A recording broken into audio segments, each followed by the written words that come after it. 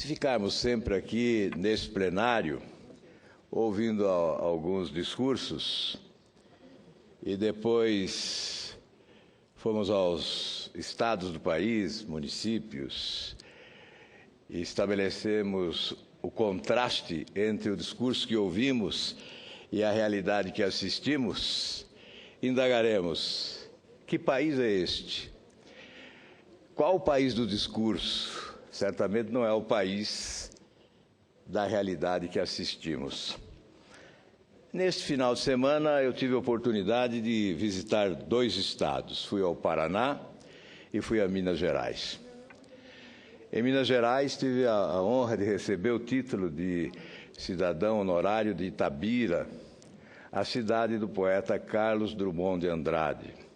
Aproveito para agradecer os mineiros, especialmente residentes em Itabira, pela acolhida cordial e pela honra que me proporcionaram. Fui ao Paraná. No Paraná, participei de um debate no Instituto Democracia e Liberdade.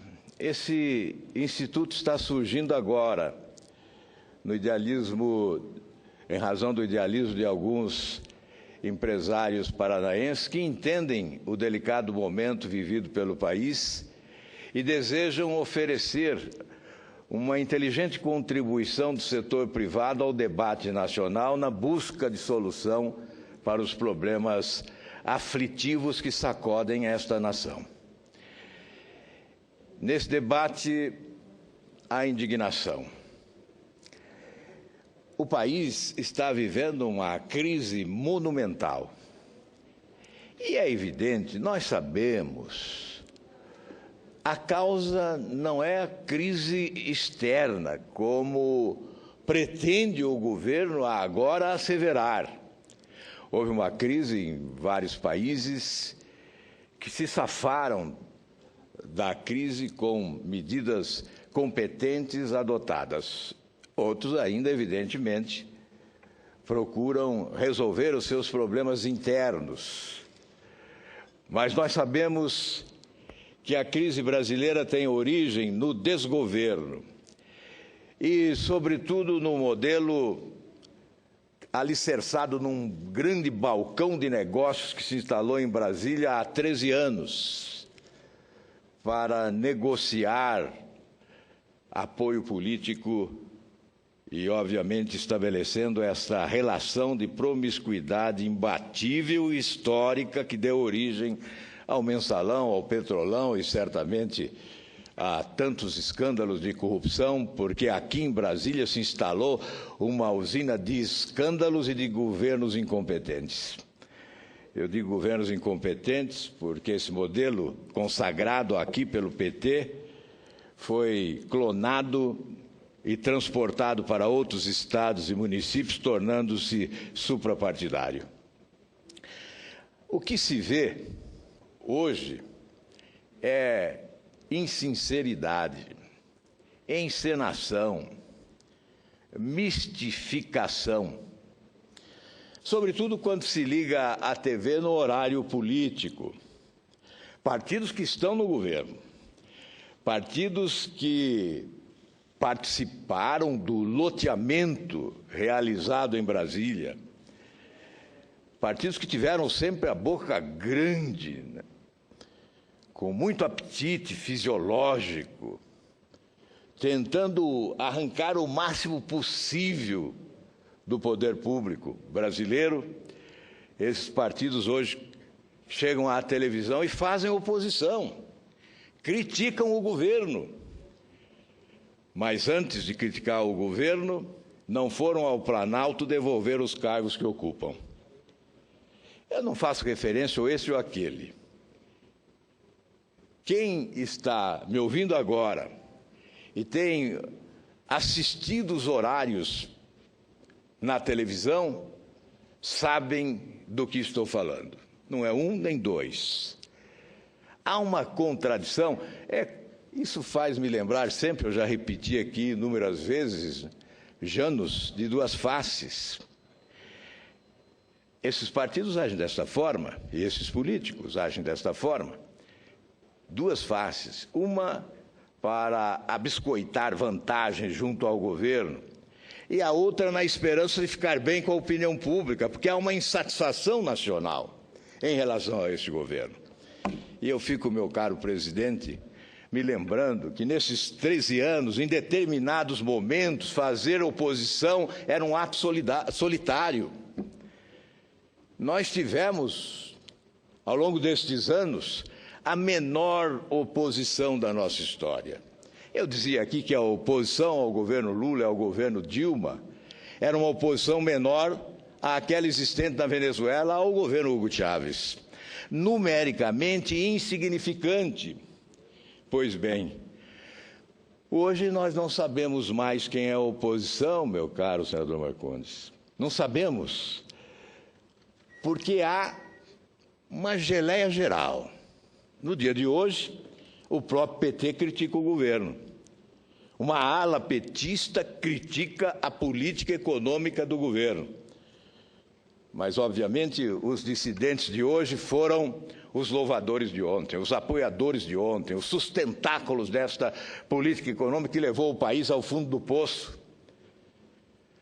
Naquele momento em que se falava em espetáculo do crescimento, nós dizíamos que o governo brasileiro estava desperdiçando oportunidades preciosas de crescer, porque a economia internacionalmente vivia um tempo de céu de brigadeiro. Bonança, não a tempestade de hoje. E o país desperdiçava oportunidades preciosas de crescimento. Tinha um crescimento pífio. Chegou a crescer menos do que o Haiti. Imaginem crescer menos que o Haiti, um país lançado na amargura da violência, da pobreza, da miséria absoluta, crescia proporcionalmente mais do que o Brasil, em um tempo em que o país não poderia desperdiçar as oportunidades que tinha de crescer mais. Quantas vezes alertamos que o governo estava armando uma bomba relógio de efeito retardado que inevitavelmente explodiria no colo do país a médio prazo. Agora dizem que a responsabilidade é da crise internacional. Mas que crise é esta? A crise é nossa. Era marolinha. Lembram-se? Brincavam, debochavam. Era marolinha. Mas, enfim, eu creio que essa tempestade devastadora que se abate sobre o Brasil, nesta crise econômica sem precedentes para os mais antigos, comparável à crise pós-29, recessão, essa contração brutal da economia, a recessão, a inflação, o desemprego que atormenta,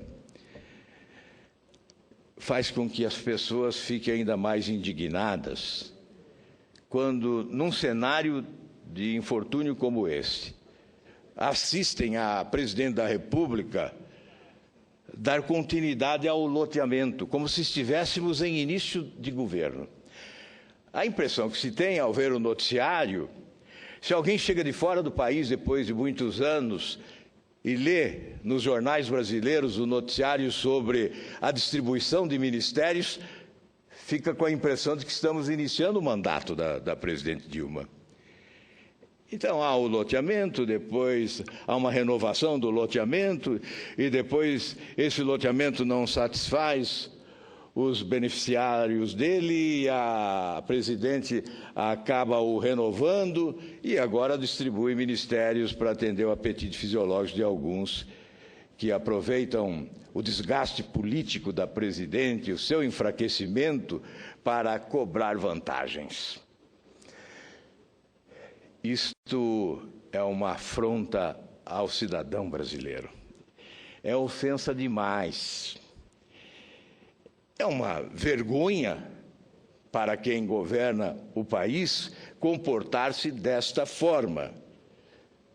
Mas é um castigo incomensurável para os brasileiros que pagam impostos e assistem o dinheiro do imposto que pagam com muito sacrifício ser utilizado no desperdício de um governo perdulário para atender o apetite fisiológico com estruturas que são instituídas, criadas, mantidas e sustentadas para agradar os apaniguados que apoiam o governo. Ora, esse é um sistema deplorável. Esse sistema de governança faliu e levou o governo à falência. É um governo hoje que gasta a metade do seu orçamento para pagar juros e serviços da dívida. Portanto, esse é um governo falido. Se fosse uma empresa privada, já teria sua falência decretada. Mas essa falência é consequência deste modelo de promiscuidade que só interessa aos mensaleiros, aos sanguessugas, aos chupins da República. Estes são os beneficiados com esse modelo. Sobreviveram durante estes anos, alimentados por um modelo desonesto, que é a causa, sim, esta sim é a causa. A causa não vem de fora, esta é a causa da crise. Eu não tenho dúvida nenhuma que tenho dito e vou repetir incansavelmente. É uma opinião modesta de quem tem as suas limitações para interpretar o momento nacional. Mas é uma opinião sincera. Se esse modelo não for definitivamente sepultado, não temos chances de recuperar a capacidade de crescer e o Brasil não alcançará índices de crescimento econômico compatíveis com as suas potencialidades. Nós ficaremos amarrados ao atraso. Nós seremos o país do retrocesso. Nós caminharemos a passos de tartaruga na direção de um futuro que, lamentavelmente, será de frustração. Aliás, não é por outra razão que os brasileiros, quando vão às ruas e exigem o impeachment da presidente da República, não é por outra razão. A razão é esta: a paciência se esgotou. A população não quer esperar 3 anos, não suporta esse momento dramático de crise, quer se ver livre dele o mais rapidamente possível e, por isso, implora por impeachment da presidente. É claro que, imaginando que o impeachment por si só resolverá todos os problemas do país. Mas nós temos que respeitar, nós temos que entender, nós temos que ser solidários diante deste clamor, porque, sem dúvida, nós não podemos ser avalistas deste caos.